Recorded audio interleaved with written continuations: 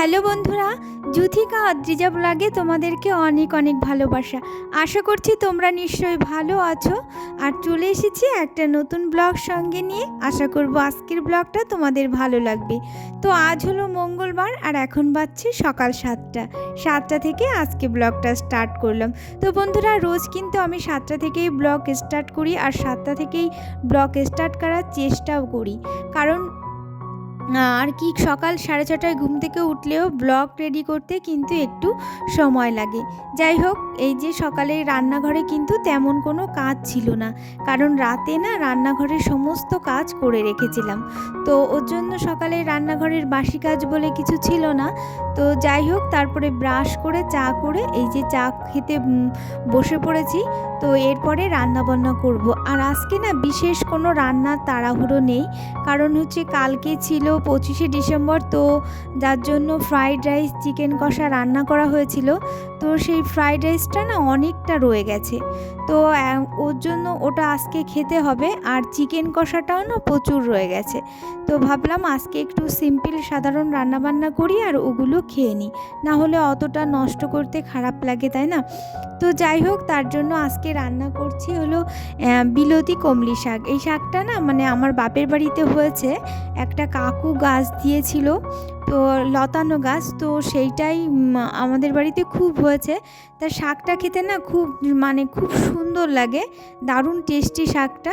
তো শাকটা আনা হয়েছিল প্রায় 3-4 দিন হয়ে গেছে, কিন্তু যেহেতু মাছ ছিল না ওর জন্য আর রান্না করা হয়নি। তো আজকে কালকে তো মাছ নিয়ে এসেছিলো, তো ভাবলাম আজকে মাছের একটা মাথা দিয়ে শাকটা রান্না করব। আর ওই চিকেনটাকে একটু জল ফুটিয়ে রান্না করে নেব, কারণ একদম কষা কষা করে রান্না করেছিলাম, তো ঝোল নেই একদম, কিন্তু মাংসটা অনেকটাই আছে। আর ওই ফ্রাইড রাইসটা ভাবছি দুপুরবেলায় খাবো, কারণ এখন বাসি পেটে সকালবেলায় যদি রাইসটা চিকেন কষা খাওয়া হয় তাহলে পেটটা খারাপ হতে পারে। তাই সকালবেলা আর কি এমনি সিম্পল ভাত, শাক এগুলো খেয়ে নেব, আর দুপুরে কিন্তু ফ্রাইড রাইসটা খাবো।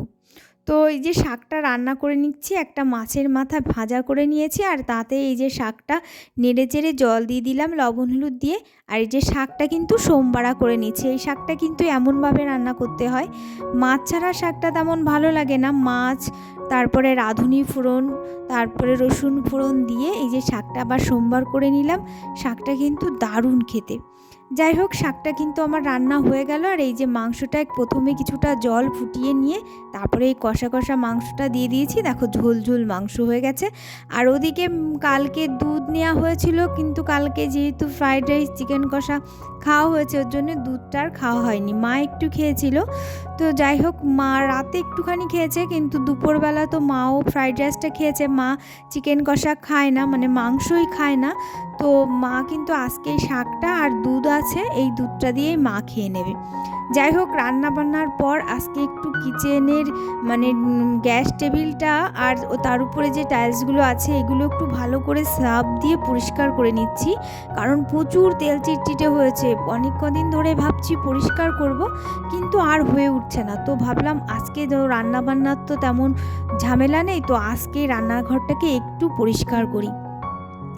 যাই হোক, প্রথমে সার্ফ দিয়ে জল দিয়ে স্কচব্রাইট দিয়ে ভালো করে ঘষে নিয়েছি। উপরে দেয়ালের টাইলসগুলোও ঘষেছি, আর গ্যাস টেবিলটাও ঘষেছি, ওভেনটাও ঘষেছি। তারপরে কিন্তু একটা ন্যাকড়া ভিজিয়ে, মানে যেটা দিয়ে আর কি আমি এই গ্যাস টেবিলটা মুছি, সেটা ভালো করে চিপড়ে এই যে মুছে নিয়ে পরিষ্কার করে নিয়েছি। এভাবে যদি মুছে মুছে পরিষ্কার করা হয়, বারবার ওটা ধুয়ে ধুয়ে বারবার মুছে নিয়েছি, তাহলে কিন্তু জল জলে ভাবটা হয় না, মানে জল ঢেলে প্রচুর জল দিয়ে ধুয়ে নেওয়া এগুলোর কোনো দরকার হয় না।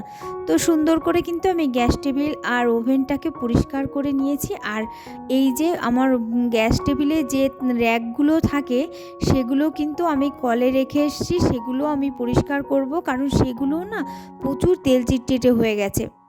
তো যাই হোক, এই যে হাজব্যান্ডকে খেতে দিয়ে দিচ্ছি, আর ওর শীত পড়েছে, তো এইখানে রোদে বসেই একটু খায়, স্নান করে আসে কলের ঠান্ডা জলে। তো ওর জন্যই একটু শীত লেগে যায়, তো গরম জলে স্নান করে না, কারণ গরম জলে স্নান করলে অসুবিধা হয়। আমরা বাড়িতে কেউ গরম জলে স্নান করি না, শুধু মা করে।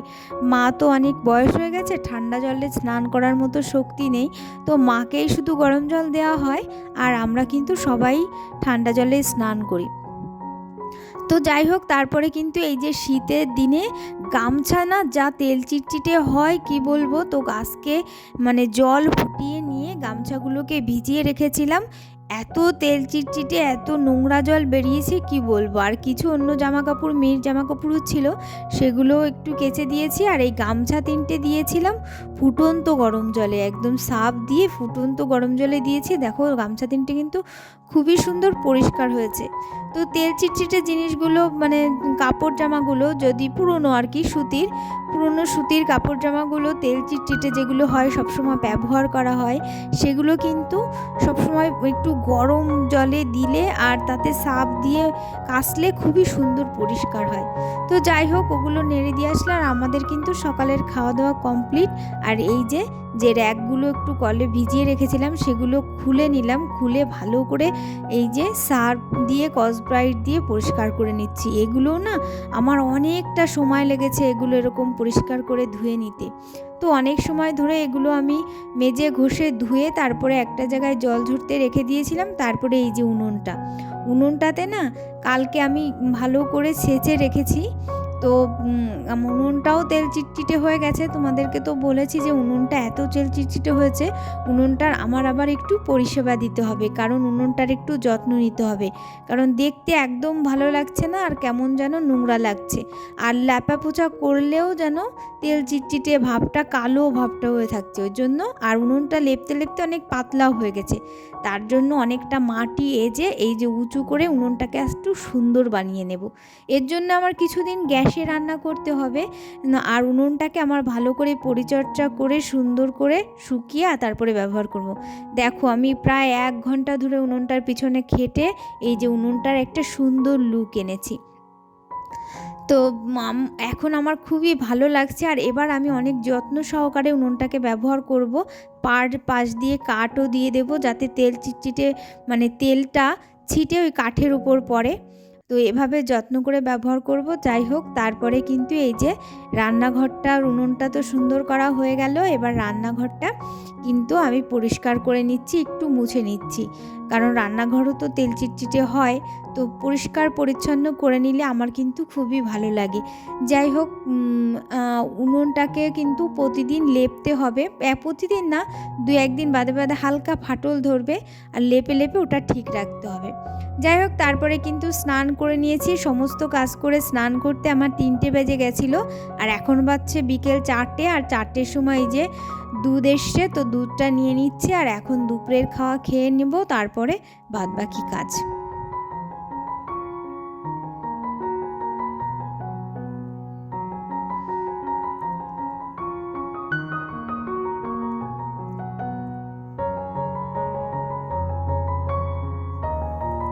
দুপুরে খাওয়া দাওয়া করে নিয়েছি, আর এখন বাজছে বিকেল 5টা। আর 5টার সময় দেখো আমি রান্নাঘরটা গুছিয়ে নিচ্ছি, কারণ যে কৌটিগুলো আমি ধুয়ে রেখেছিলাম আর যে র্যাকগুলো ধুয়েছিলাম সেগুলো শুকিয়েও গেছে। আর এবার সুন্দর করে সাজিয়ে নিচ্ছি। এই যে আমার গ্যাস ওভেনের পাশে থাকে এই যে হলুদ, লবণ, মশলাদানি, চা, চিনি এগুলো থাকে। আর এই যে এই র্যাকটাই থাকে যে প্রতিনিয়ত যে কাপগুলোতে আমরা চা খাই, দুধ খাই, সেগুলো কিন্তু এই র্যাকটায় রাখা হয়। আর ওই ওভেনের পাশে প্রতিনিয়ত যে চা করা হয়, রান্না করা হয়, যেগুলো সচরাচর লাগে প্রতিদিন, সেগুলোই ওখানে থাকে। আর এখানেও যেগুলো প্রতিদিন চা খাওয়া হয়, দুধ খাওয়া হয়, সেগুলোই এখানে থাকে। তো যাই হোক, এই যে আমার গ্যাস টেবিলটা সুন্দর করে গুছিয়ে নিয়েছি। দেখো কেমন একটা সুন্দর লুক এসছে।